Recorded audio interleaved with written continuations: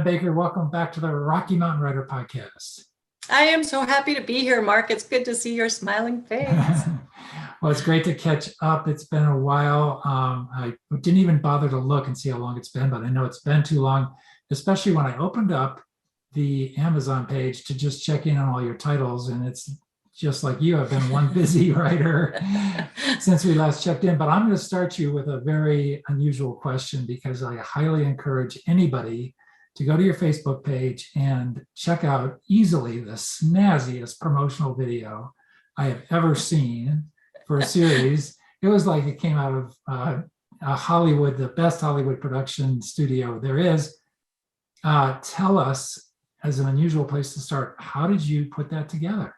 Oh my gosh. So it actually came via Janet Fogg, who is another RMFW longtime. And she's working, this is a long story, but she's working with Vela, and through Vela, she met somebody on Fiverr that was doing trailers on Fiverr. So I went to Fiverr and picked a different guy that did mine, and he did it. And no lie, this guy charged me $30.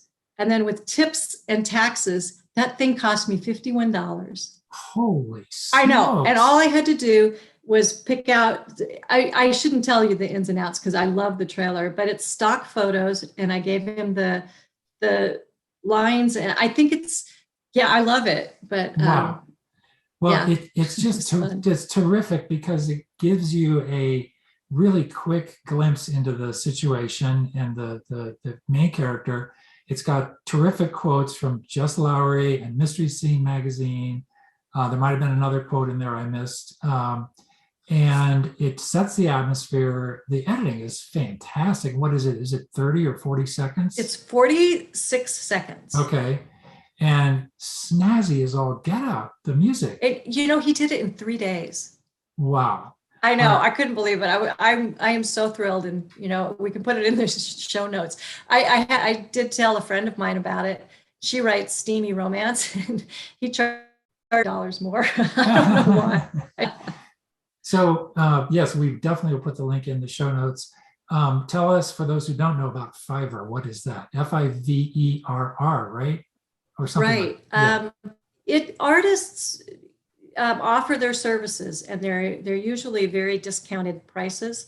I hadn't had a account with Fiverr, so this was new. So I signed up that day, and then you just put in what you want, what you're looking for, and they give you all kinds of sources. And it's like it's kind of like eBay, where they're ranked, and they're if they're good and not, and if they deliver and stuff. Yeah.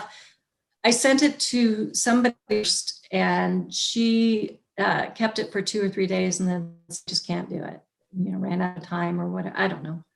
So you will run across some people that aren't, up ever. But this guy was great, and he's done a couple for friends of mine since.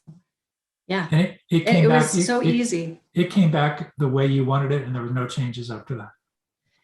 I had him. The quote from Jess was just too short. It went by too quickly. And so I asked him to put tunes into that so you could read it. And then the other thing was the strobes at the end that, I don't know about you, but I'm just too old to deal with strobes. So I asked him to do 2 very small changes. It was so easy and so effortless, and it came out. I just wish I knew what to do with it now. Yeah. I have it. It didn't cost me a lot. It's okay. But I don't really know where to put it. I've put it on places, but I don't think it'll sell me books, but it's cool to have. Well, and you can upload it. If I looked, maybe it was there, but you can upload that to your Amazon page. That's definitely something you can do. We looked into that, and you can upload if you're, and maybe I should talk to you later, because it said you could upload if it's a product, but books aren't products. Oh, okay. There's Janet actually looked into that. Okay. But yeah. Janet did. Good old Janet. Janet would know. Yep, that's great. Well, and just so folks know, we're talking about the video for the Kate Fox series. That video really applies to the whole series, would you say? Yeah, it does. Okay. Yeah. Okay, so we've got a lot to talk about today. We've got the series. We know you're teaching a workshop at Colorado Gold we want to get into a little bit. You also have an awesome event we will mention here shortly, coming up with a world famous mystery writer. But let's start, since we started with Kate Fox in the series. We just had a book come out this last month. We're talking on September 1st. Book came out last month, and August 10th. August 10th, and you have another one coming out in February, I believe, which will bring That us one's turned in and ready to go. How many books will we be out in February with the series? 5. Okay. And I started working on book 6 just a month ago. I'm so excited about this book. Oh, that's great. You know, it's always the next one is gonna be great. This is really gonna be great. Yeah, yeah. Well, bring us up to date. Do you want to talk about the last book a little bit and tell us what's happening tell us who Kate Fox is, what's happening with her, bring us up to date, and then foreshadow the next couple of books? Sure. So Kate Fox, the first Kate Fox book was released by Forge in 2016. And so Forge did 2 books, 2016, 2017. And then they declined to do any more, which was, as we all know, just heartbreaking. But I moved on, and then I got with a different publisher, and they were very interested in the Kate Fox books. So I continued to work to get my rights back, and I finally did last October. So it hasn't even been a year. I love my new publisher, Severn River Publishing, SRP. And I got my rights back like at 10 o'clock on a Thursday morning. And by 11 o'clock, they'd bought them. And that was in October. And in December, they put out the first 2 books. And then in February, they put out the 3rd book, which was one I had self-published. And then August, the 4th book, and next February will be the 5th book. Oh, that's so fantastic. I had book 4 nearly done. It wasn't all the way done. So that wasn't much to put that together and get it out. Book 5 I wrote in about 3 months, and that was a lot of fun. That was really fun. So the whole premise of this book is that Kate Fox lives in the Nebraska Sandhills, where there's a population of 0.9 people per square mile. So it's very remote. And she doesn't really want to be sheriff, but she's she's ended up being sheriff out there. And in these counties that are about the size of Rhode Island, there's only one law enforcement officer in the entire county. So she's got a fair amount of autonomy. And as things, she's got 8 brothers and sisters. So there's always something going on with these siblings, and they're always involved. And now she's got an ex-husband that's involved, and he was the sheriff in her county, but as life goes on, he now ends up the sheriff of an adjoining county. So they are smack dab in each other's faces the whole time. So what you need is a murder victim to fall right on the county line with his feet in one. Yeah. And it just happened. Yeah, really? that is Really? the opening scene. It's the opening scene for book 5, the one I just turned in. Okay. That's great. That's great. So, what's her special sauce as a sheriff or detective? What's her way in and into a case, and how is she good at solving them? So in the Sandhills, it's like Cabot Cove. There really shouldn't be that many murders out there. Yeah. But there are in Kate's world, Yeah. sadly. She normally, because she knows everybody in the county, and she's pretty savvy about what's normal, what's not normal, who should be doing something. So she just kind of susses it out, figuring out, because it's her county and she knows it so well. I would imagine in a rural situation, and I think I might have a little bit better insight into this, having moved to a rural area in the last couple of years. That boy, relationships are so important, and just knowing people. And in the big city, it can, who knows who, but in a country setting, you pretty much know the cliques and who's connected to who's married to who hates who. Doesn't take too long to triangulate a bit. In where I came from, this is so funny because I did a podcast with a guy down here who Say where you are. Say where you are. Oh, I'm in Tucson. Yeah. And this is Alan Day, who is Sandra Day O'Connor's younger brother. And Okay. when we both lived, he's from here, from Tucson. But while I was living in the Sandhills, I lived for 20 years, but a short time that he was, while I lived there, he owned a ranch in the Sandhills. And this is a huge area. He owned a ranch, and it was down the same trail road that I lived on. Right. So, so we got to kibitzing about Sandhillers and, you know, how they were. And he said, there's nobody like them. He said, you know, and they're a Sandhiller. If you're a Sandhiller, you're a cut above everybody else. And that's great. So, you know, they kind of do believe that they are unique, they're special, and they're just kind of a little bit better than everybody. Well, and Shannon, Kate has been out there her family's been out there since the beginning. So probably 4 generations. She's connected to everybody. I lived out there 20, was not connected to everybody. And when I left, my sweet mother-in-law, who I did love quite a bit, took me aside and said, you know, I just got to tell you this, you never fit in out here. I was there for 20 years. So yeah, it would take a long time. Yeah. Well, what a story of, you know, persistence on your part to get picked up by Tor Forge, be dropped by Tor Forge, continue to push on your series, believe in your series, get your rights back, and then find a home that seems to be taking really good care of you. That must feel, I mean, that took a lot of work and a lot of push. You know, it did, but it didn't, because I don't know, you know, how often we speak, but I'm often at the point where I say I'm quitting. I'm not going to do this anymore. I'm not, you know, a year ago, of course, we were all in 2020, in the summer of 2020, it was like the world is coming to an end. I'd lost my I had signed a contract to write some books I did not really want to write. And, you know, things weren't going that well with the sales of the current books, and, you know, everything was just wrong. And I quit writing, and I told, you know, a group of writers, I'm stopping. And I did stop for 2 months, and then got a better idea and started writing a book, and then boom, got the rights back, and everything's been a roller coaster since then. Well, not a roller coaster, because it's been good. Yeah. I'm actually making money on the Kate Fox books now. That is fantastic.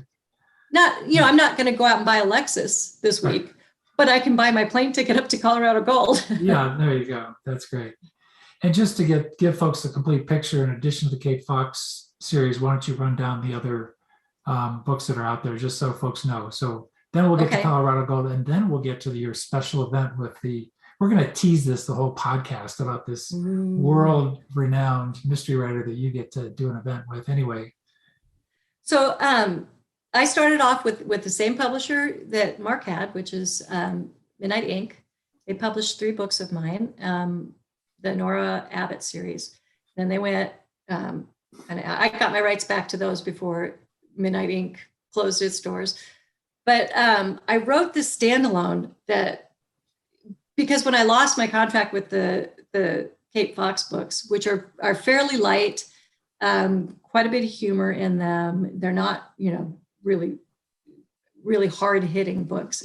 My agent said, well, you know, you can write another book, but don't make it anything like Kate. Don't just put Kate in a different setting. And I thought, okay, fine. And I had read these books by Barb Nicholas that were so good.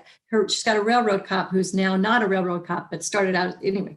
So good and so dark. And I thought, and she just hit the big time with Thomas and Mercer. And I thought, I'm going to write one like that. And so I did. I wrote a really dark book, really dark. And my agent hated it so badly, and I loved it so much that's where we shook hands and parted ways. Wow. Got a different agent who is a great agent. But so that book is The Desert Behind Me. It made the rounds to all the publishers, the big publishers, whatever.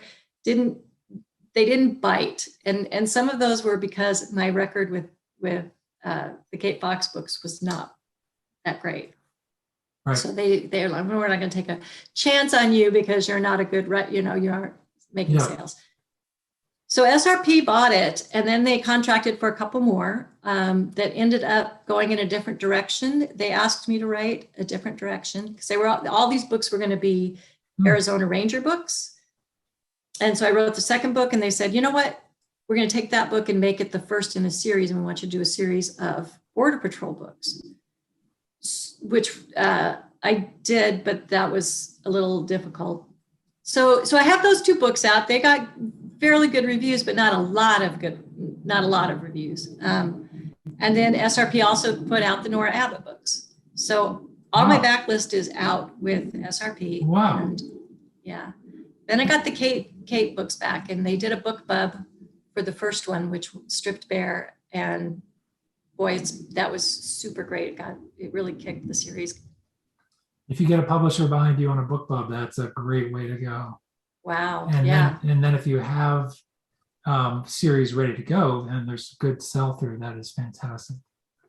Yeah, it's been fabulous. That was in March, and I'm still having, seeing the book bub fall out from it. Yeah.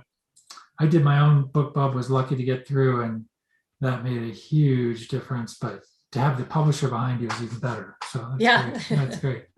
So how many total books out now? Can you even count that high, Shannon? 3, 6. Well, that I also have 4 contemporary romances. New, what do they call that? New adult contemporary romances with that I write with a friend who writes the hot scenes for me. I get squeamish about that. I can kill people right and left, but boy, yeah. So I don't know. It's all parts, 14. Shannon. It's just all parts. It's just parts. Yeah. I listened to a fairly pretentious mystery writer one time say, somebody asked me why my fight scenes are so good. And I just said, I write my fight scenes like I write my love scenes. And I thought, I don't even know what that means. Yeah. But I think you're doing it wrong. Well, I missed the total number of books when I stepped in. I was counting 3, 6, 9, for 14. Oh, wow. That's awesome. Terrific. Well, that sets up, I'm looking for a segue here, but I don't really need one. Your workshop at Colorado Gold. And it gives you plenty, a mountain of credibility to walk into a workshop and talk about novel structure. Novel structure. So give us an overview without giving too much away about your workshop. So that, there's a million different ways to structure a novel, but they're all basically the same. You have to have a beginning, middle, end, and you have to have rising conflict, and you have to have, your protagonist has to drive the story, all of those things. A lot of people use Save the Cat, which is a really great method. I use a modified method of that I got from Larry Brooks, who wrote Story Engineering. So he deals with 8 milestones across. So if you plot these big milestones, it runs your plot. But as I said, and that really works. And I think maybe a ton of years ago, Bonnie Rantham gave a workshop. She didn't attribute it to Larry Brooks, and so she could have, gotten all the stuff from a different source. But I started using that way before I read this Larry Brooks, and I've plotted probably half dozen books using this method, and it really seems to work. A lot of times it feels forced, but then when you actually get the plot down, you finagle it. He's a little more pedantic than I am, but yeah, I use it a lot, and I think it's very helpful just to structure. And did you say your approach is 4 sections, 4 acts? Yes. Yep. Okay. I've heard 3, I've heard 5, I've listened to some screenplay podcasts where they talk about 8. I'm like, wow. I've heard 3 and 4. I've never heard. And basically the four part just breaks 3 into 2 parts. okay. And what is the third part you're breaking into 2 parts? What, that's somewhere in the middle, obviously, or toward the. So the first part is your first quarter, and it's the beginning, the setup and everything. The second part is like collecting all your allies and, defining taking the call and getting your allies. And the third part is, everything's bad and wrong. And, that's where you have all your conflicts and everything. And then the fourth part, of course, is, coming to the conclusion. Right. That's in a nutshell. See how easy it is to write a book? Yeah, well, you're wrong. I just want you to know that. Outlines are a disaster and they cause all sorts of problems. No, I'm joking, but I have no idea how you do that. And this super secret guest that we're talking about later? Yes. Does not outline, never has. See? And says that if they indeed, why would they want to outline? Because then they would know the end of the book and it wouldn't be any fun. They just want to have fun throughout the whole book. I've been saying that for years. It's exactly, I don't know how you get to finish an outline without all the work that goes into imagining the story. And I can only do that as I go. And I write down what's happening now. And tomorrow I write down what's happening then on my hour and a half of writing, whatever it is. And I discover as I go. And then I get to the end, I say, oh, that's how it ends. And if I were to do all that and put it into an outline, I would have no interest in writing a book. See, and if I did it that way, I would end up, halfway through the book in a corner with crayons coloring on the wall, just, drooling out the side of my mouth. Because I often, when I plot, I often change it. Absolutely. More times than not, the murderer changes, right, during the book. But if I have to know that there's a possible ending. I have to know that there's an ending that works, or I just wake up in the middle of the night in I wake up in the middle of the night with hot sweats anyway. Yeah. That's more a factor of age. Yeah. Well, again, before we get to the super secret world-renowned writer that you'll be doing an event with in September, I want to ask you about one other thing, which I've noticed just following you online, is you've really developed a very tight, at least it appears tight, maybe it has some free-flowing parts and members to it, but you have a real writing group going of folks that you get together with, if I'm not mistaken, from time to time and do serious writing, support each other. Tell us about that. That's been going on for many years now. Many, many years. But the twist now in the last 6 years is that we moved down to Tucson and I have a big house that has a bunch of rooms. So especially during bad times of year, people want to come down here and we hang out. I think a writing group like that is invaluable. So I have a one group from Rocky Mountain fiction writers that we get together, and we've been, the core group has been together for years and years. And we don't, it isn't necessarily a critique group anymore, although I do have one writer that reads everything I write. And she's so good. But it is, magic happens when writers get together, and especially when you're working. And it's like, there's a scene in the animated version of Sleeping Beauty when the 3 fairies are in the home and they're doing a birthday, making a birthday bash. Okay, and I'm going to pretend I know, but go ahead. You had daughters, you should have watched this. But they're, with their wands and there's sparkling going all, and the camera pans out and you just see all these sparkles and things in all different colors. And that's what a writer's retreat is like, is, we're not necessarily working on each other's things, although there is a lot of that, stopping and saying, hey, what do you think of this or that? but there is just that energy that just flies around the room. It's fabulous. So, yeah, I love it. And you said you have one group from RMFW and one that's sort of ad hoc. Yeah, just well, actually, a couple of the other ones. It was started out. It was one big group, but that was way too big. So Yeah. I just don't have that many beds. So it just for those who are thinking about setting up something like that, I'm curious. Do you have not a schedule, but do you say like, this morning is, or is it everybody on his own? Do you say like 3 hours of writing, then we're all going to go out for lunch, or we're going to have cocktails on the deck at this time, or how do you build the flow? Every group is different, and I have been at writers' retreats where it is kind of regimented that way. I've done like the story magic thing where it's like for 2 hours we're going to work on this person's book, and they brainstorm on that book, and then take a break, and then for 2 hours we're going to work on this person's book. I've done that. That's a lot of fun. It seems mostly because I've worked with these, been around these people for so long, that there is just kind of a natural flow. All of a sudden everybody gets quiet and just works.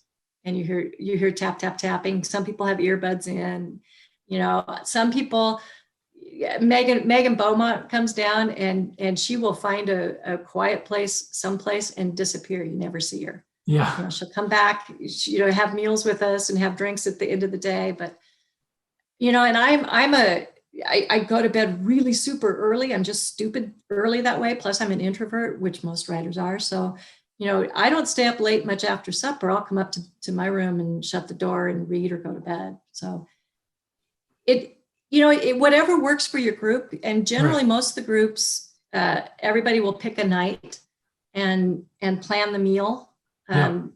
We might all help cook it, but somebody plans it. That's great. What a deal. That's really so special.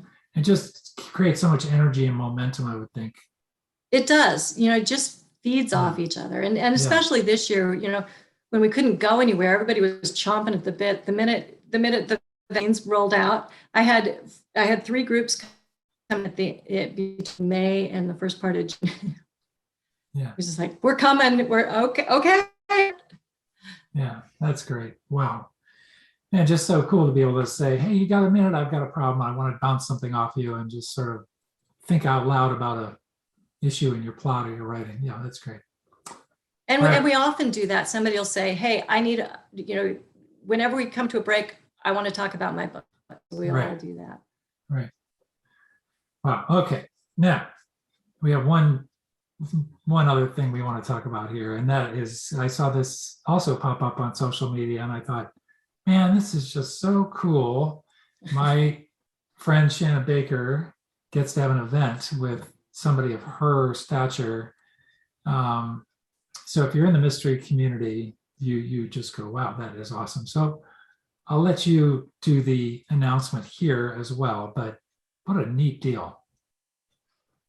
So September 11th is a day of infamy for us in the United States, but it is a big deal for one of our best writers in the UK. Ann Cleeve's new book, The Heron's Call, is released on September 11th, or that week anyway. And she's going to attend our virtual conference for the Sisters in Crime in Phoenix, the Desert Sleuths chapter. First thing in the morning, and so I get to interview Ann Cleeves. And if you want to join, it's only $25 for the whole conference, but you get to ask questions if you come in and do that. And Ann is just so much fun. This is her second book in a new series, the Twin Rivers series, and her protagonist is, I love it. I mean, I love Vera because she's Vera, and I have to admit I haven't read the Shetland series. But this new protagonist she has, he's buttoned up. He's got some, he was raised in this overly rural religion, but he's gay. And so, they cast him out more or less. And now he's back in the same place, but he's a police chief and he's smart all of Ann's protagonists are smart, and just I love him so much. I will read anything where he's in it. So I'm very excited about this. Well, and she's got such a track record. I don't know how many dozens of books, so many different series. Dozens. If anybody gets a chance to see the Shetland series on BBC that gets picked up over here, I don't know which streaming service, but I thought that was aces. I think that and on Acorn. Yeah, and this Acorn. new series also it is going to be on TV if it's not now. So, and the coolest thing about Ann, the very coolest thing about Ann is that she didn't ever foresee this kind of runaway success. I mean, you have 3 series TV, yeah, and your books are made, so she's extremely successful, but she does the most fun things with her success. She's got philanthropic programs going, and she seems to have a blast with her success, and that's so much fun. Yep. So how did this opportunity come around, Shannon? Where did you first did you meet Ann where I first met her at Left Coast Crime, I think it was? Well, but this all came because, and we talked about this earlier, sometimes in your career it's about where you are and the context and how.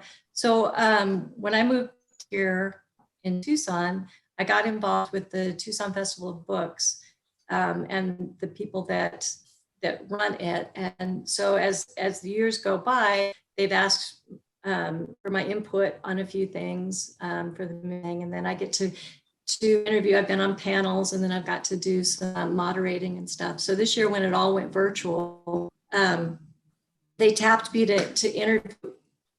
I did a couple of just, small interviews. And of course, no one's going to watch that. And the other interview was with Dean Koontz. Ever heard of him? Wow. So, yeah, so it's kind of this, sometimes it's who you know and not what you know. Yeah. So that was really fun. So then you got to know each other over that interview. And then, so when we asked her to come to Right Now, she was, and it's her book launch week. So it works out well when she doesn't actually have to visit, because, it's just easier to do things virtually. Right. That is awesome. Well, congratulations on all this, Shannon. What great news from thank you. Your universe. That's terrific. And we'll see you up in Denver for Colorado Gold in a month and a half or so. Oh, wait, I forgot to tell you, we're also doing another workshop up there with Wendy Terry, and we're going to talk different avenues to publication. Well, yeah, based on what we just heard, there's so many. Yeah. Oh, that's great. And Wendy, and Wendy's gone. She got a Kirkus Book of the Year the year her book released, and she's got amazing reviews, and she's done it all indie pubs, and she really knows how that works. So wow, double the reason to come to Colorado Gold. 2 Shannon Bakers. That'd be so much fun. Yeah. Great. We're going to be masked, have fun anyway. Yeah, we absolutely. I wish we were further down past all this, but that's just the way it is. Great. Well, Shannon, thank you so much. And obviously, fantastic rundown. And as we wrap up, we always like to give our guests a chance to pay it forward a little bit and mention one writer or a book you've read recently you just think needs more attention. So now's your chance. This is not a book that I read recently, but of what's going on right now. And she's an RMFW writer. I think I just want to tell every person in the world should go out and read Silent Hearts by Gwen Florio. It's the story of, and it came out, I think in 2016, maybe 18, Atria Books. It is a story of a woman right after 9/11 who ends up in Afghanistan and befriends an Afghani woman. It's dual point of view, and it shows this Afghani woman, her trials and her journey. It's the most amazing book. It's so timely, and I want you all to read it. It's so good, and it didn't get the acclaim it should have. I don't know why, but maybe now it's time. Great. Another prolific writer from a long way away from where you are, up in Montana, was where she lives now, Missoula. But she was one of those down here last spring or last summer. It was so hot when she was here. It was so hot. That's great. And yeah, we've talked with Gwen on the podcast about Silent Hearts, and that was a book, just a book of her heart, something that she had worked on so much, and really just, she took a long time to find a home for that as well, if I'm not mistaken. So, And it just didn't get the acclaim. It was probably one of the best books I've ever read. Wow. That's endorsement enough. Shannon, thanks so much. We'll catch up with you real soon. Thanks again for your time. All right. Thanks, Mark. Bye.